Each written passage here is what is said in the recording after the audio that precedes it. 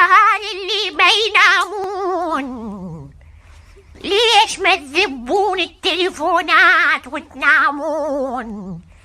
عيونكم راح تروح.